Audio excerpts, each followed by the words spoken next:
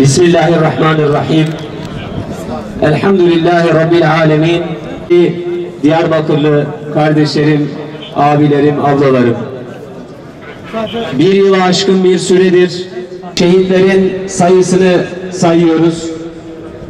Yeni şehitlerin isimlerini haykırıyoruz. Size destek amacıyla bir basın açıklaması tertipledi. Siyonist medyanın dün akşamdan beri servis ettiği bazı görüntüler ve haberler var. Hamas'ın şehit İsmail Haniye'den sonra liderliğine geçen,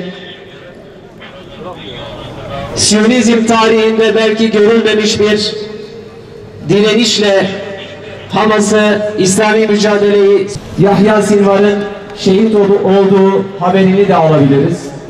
Hayatta olduğu haberini de alabiliriz. Her iki durumda da ne direniş adına ne bizim adımıza değişen bir şey olmayacaktır. Bizler de yine Hamas'ın, direnişin yanında durmaya, sesimizi yükseltmeye, Gazze'lilerin sesini haykırmaya devam edeceğiz. Değerli kardeşlerim, Rabbi Zülcelal'a hamdü senalar olsun ki bu dinin gecesini de gündüz gibi aydınlık kılmıştır. Bu dinin idamesini, bu dinin devamını peygamber olsalar dahi insanların şahsına bağlamamıştır. Bu din Adem'den Hazreti Muhammed Mustafa'ya sallallahu aleyhi ve selleme ve ondan kıyamet gününe kadar sürekli kendisi için mücadele eden, kendisi için savaşan, kendisi için can veren ve kendisi için can alan insanlar olacaktır. Tarihimize baktığımızda bunu çok açık bir şekilde görüyoruz. Peygamberlerin şehit olmasından sonra bile davaları asla yere düşmemiştir. İslam'ın muzaffer komutanları şehit olduktan sonra bile davaları asla yere düşmemiştir. İslam'ın halifeleri şehit olduktan sonra bile asla davaları yere düşmemiştir. Allahu Teala'ya hamdolsun.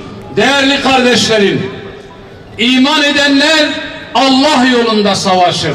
اَلَّذ۪ينَ آمَنُوا يُقَاتِلُونَ فِي سَب۪يلِ اللّٰهِ وَالَّذ۪ينَ كَفَرُوا يُقَاتِلُونَ فِي سَب۪يلِ التَّاغُوتِ فَقَاتِلُوا اَوْلِيَاءَ الشَّيْطَانِ اِنَّ كَيْدَ الشَّيْطَانِ كَانَ ضَعِيفًا. Küfür edenler ise tağut uğruna savaşırlar.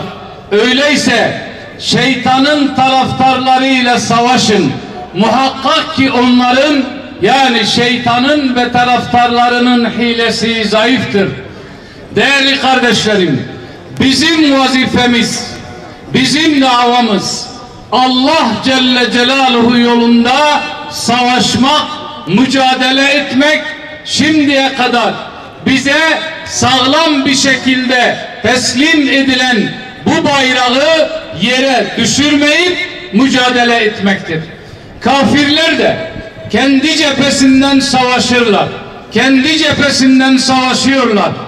Onların silahlarının çokluğu, sayılarının çokluğu, hatta Müslüman ülkelerin başına bela olmuş aşağılık liderlerin onlara kul ve köle olması, bizim mücadele, cihat, çalışma, ölme ve öldürme azmimizi asla kırmaması lazım. Ümmetin vurduğu duymazlarından dolayı Siyonist işgal rejimi Gazze, Batı Şeria, Lübnan ve Yemen'de bir yıldan fazladır soykırım yapıyor. Dünya kör, dünya sağır ve dünya suskun kalmıştır. Dünyanın bu suskunluğu çoğu çocuk ve kadın olmak üzere 45 binden fazla insanın katledilmesine neden oldu. hiçbir ölçü ve kaide tanımayan Siyonist işgal rejimi hastaneleri, okulları, camileri, fırınları, kamu binalarını ve sivil yerleşim yerlerini bombalayarak soykırım suçlarını işlemeye devam etmektedir. Sözün bittiği yerdeyiz. Yaşanan zulümleri anlatmaya kelimeler yetmiyor artık. Gazze ve Lübnan çağımızın Uhud'u oldu. Gazze'de bedenler bombaların altında parçalanıyor. Gazze'de Aksa Şehitleri Hastanesi'nin avlusunda yerinden edilmiş insanların çadırları bombalandı. Çadırların bombalanması sonucu çoğu çocuk ve kadın olmak üzere onlarca Gazze'li diri diri yanarak can verdi. İnsanların diri diri yanmasını seyreden ümmet utansın. İnsanlık utansın. Gücü elinde bulundurup da yaşanan bu soykırıma seyirci kalanlara da yazıklar olsun. Uluslararası sistem ahlaken, fiilen ve hukuken çöktü. Uluslararası kurumlar bir bir çöktü. Daha da kötüsü insanlık bütün değerleriyle birlikte bu katil rejim ve onu koşulsuz destekleyen emperyal güçler karşısında zilletle teslim olmayı tercih etti. Bu katliamlar bir savaş değil, tam anlamıyla soykırımdır.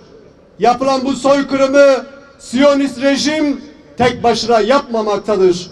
Bilakis fiili olarak başta büyük şeytan Amerika olmak üzere İngiltere, Fransa, Almanya ve diğer batılı devletler bu katliamın suç ortağıdır. Ayrıca Siyonistlerle ticareti kesmeyen aciz devletler de bu soykırım suçundan beri değildir. Bu katil sürüsü soykırımla tüm uluslararası hukuku, insanlık haklarını ve insanlık onurunu ayaklar altına aldı. İnsani değerleri açık bir şekilde ihlal etmektedir. İslam ülkelerinin korkaklık ve ihtilaflarından istifade eden Siyonist rejim soykırım ve işgal politikalarını Gazze dışına, Lübnan'a da taşımıştır. Yapılan saldırılar Lübnan ile sınırlı kalmayacaktır. Siyonistlerin işgalci politikalarına karşı önlem alınmazsa tüm bölge ülkeleri aynı tehlike altında kalacaktır. Bugün Gazze ve Lübnan, yarın Mekke, Kahire, Bağdat, Tahran, Diyarbakır ve Ankara aynı tehlikeyle karşı karşıya kalacaktır. Buradan bir kez daha haykırıyoruz. Yeter artık. Ne zamana kadar kadın, çocuk ve bebeklerin katledilmesini devlet liderleri seyretmeye devam edecek? Bir kez daha başta Türkiye olmak üzere İslam ülkelerine acil harekete geçme ve Gazze'deki katliamı durdurmak için siyasi ve insani sorumluluklarını üstlenme çağrısında bulunuyoruz. Gazze'de işlenen soykırım ve suçlardan tamamen sorumlu olan ABD'nin Türkiye'de kullanmış olduğu üsler kapatılmalıdır. Siyonist işgal rejimine karşılık veren Yemen, İran ve Lübnan desteklenmelidir. Siyonist işgal rejimine destek sağlayan ürünlerin satışı yasaklanmalıdır. Üçüncü ülkeler üzerinden Siyonist işgal rejimine petrol sevkiyatı başta olmak üzere ticaretin her türlüsünden vazgeçilmelidir. Meclise sunulmuş olup uzun süredir bekletilen Gazze'de soykırım suçunu işleyen Türkiye vatandaşı Siyonistlere yönelik çifte vatandaşlık yasası kanunu ivedilikle kanunlaşmalıdır.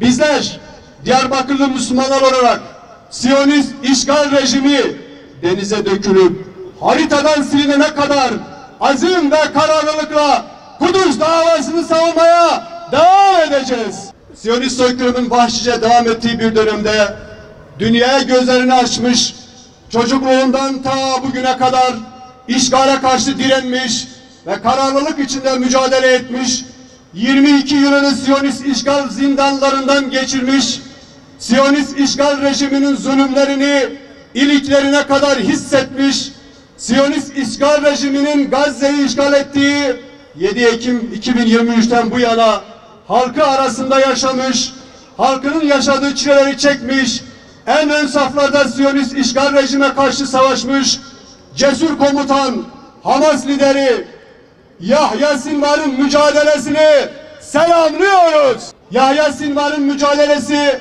sadece Gazze'nin değil, tüm İslam dünyasının izzet ve onur mücadelesidir. O büyük komutanın şehit edildiğine dair basında görüntü ve videolar dolaşmakta. Ancak bizler Hamas hareketinin bu konuda resmi açıklamasını bekliyoruz. Şehit edilip edilmediği henüz netleşmemiş olsa da Yahya Sinvar'ın mücadelesi Filistin davasına ve direnişe asla bir son getirmeyecektir. Onun şahsında tüm direniş erlerini selamlıyoruz. Bu dava, bu mücadele kıyamete kadar ebedidir. Bu davanın yükünü omuzlarında taşıyan nice yiğitler ya zafer gelene kadar mücadele edecek ya da şehit olacağı günü bekleyecektir. Bu zorlu mücadelede şehit olan tüm yiğitlerimizi rahmetle anarken onların izinden yürüyen her bir direniş erini yürekten selamlıyoruz. Rabbimizden dileriz ki bu kutlu davada zaferin sancaktarı olacak nice kahramanlar çıkmaya devam etsin. Direniş bitmeyecek, mücadele durmayacak ve adalet er ya da geç tecelli edecektir.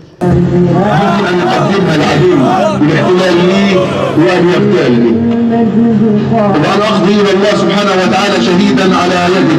أنا اليوم عمري 59 سنة. أنا حقيقة بفضل أن أستشهد بال 16 أو بالصواريخ من إني أموت بالكورونا. أو من إني أموت بجلطة أو بسكتة أو بحادث طرق أو بشغل من اللي بيموتوا منها الناس. فخريتها يعني بتعرف بعد 60 وبعد 60 بشوي يعني احنا بنصير يعني قد اقتربنا من الوعد الحق ومن ميعاد الوفاة الطبيعية. فأنا أفضل أن أقتل شهيدا عن أن أموت في طيسة.